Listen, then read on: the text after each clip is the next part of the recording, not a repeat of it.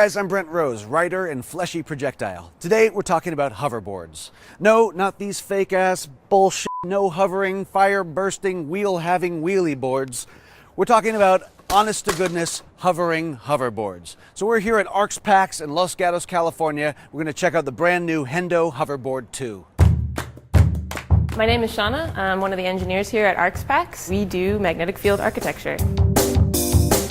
This is the original hoverboard that we built back in October of 2014. This is like the board that Tony Hawk rode. This is the board. Tony Hawk came in, took it on the ramp. You want to take it for a spin? I do. The only person who hasn't worn a helmet is Tony Hawk. Yeah, I am not Tony Hawk.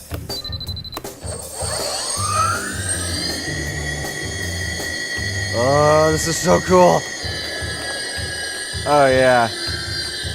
I'm hovering, Mom. Can I push off you? Woohoo. All right. And what is the remote control doing? Kill switch, in case you go flying off. Got it. Okay. Woohoo! That's the original. As you hear, it's a little loud. That was one of the things we strive to improve in our 2.0. Obviously, what we're standing on here is not your standard concrete street. We're on copper, yeah? Yes, we are standing on copper. There's a magnetic field that's generated in the engine. It's a dynamic magnetic field, which means it's changing. And when you put that in proximity with an electrically conductive material, it creates an electric circuit. And that electric circuit, in turn, creates a secondary magnetic field. And those two repel each other, and that's what creates the lift. Really heavy. It is heavy. It's very conductive.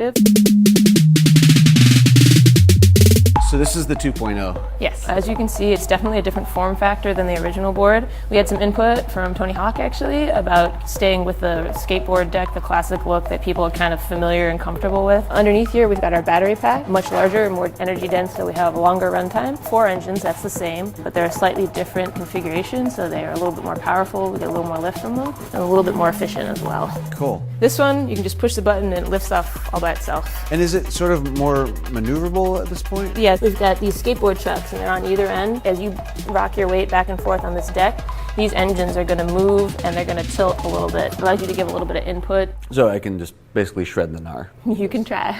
This gnar's not going to shred itself. Oh yeah, it's way quieter. All right. Oh yeah. I can't really, steer or control myself, but definitely more stable than the original one. Drop it low, let me play that back.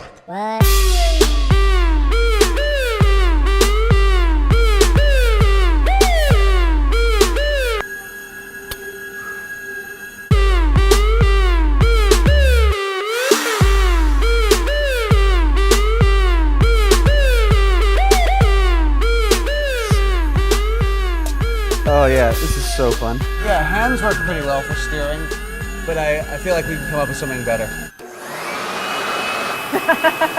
Not really doing much. There we go.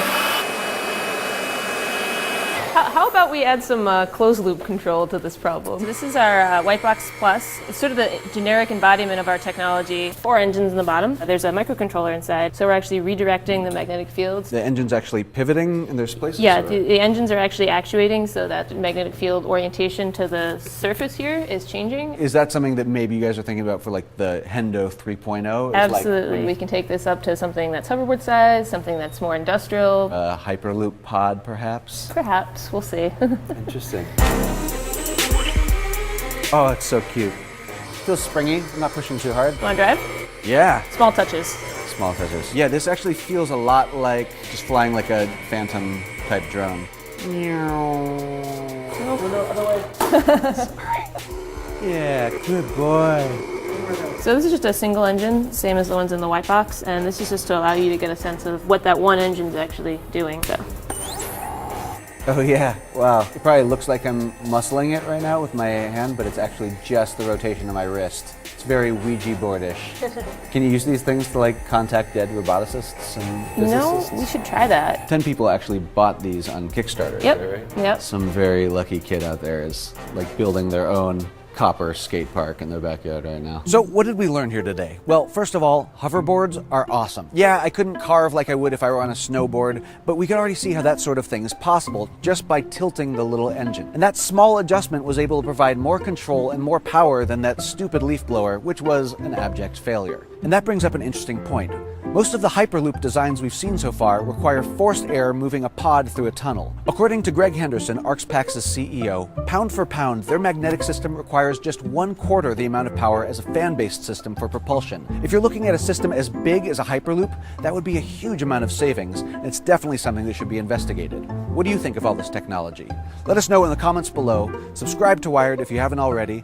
With all that being said, there's really only one thing left to do.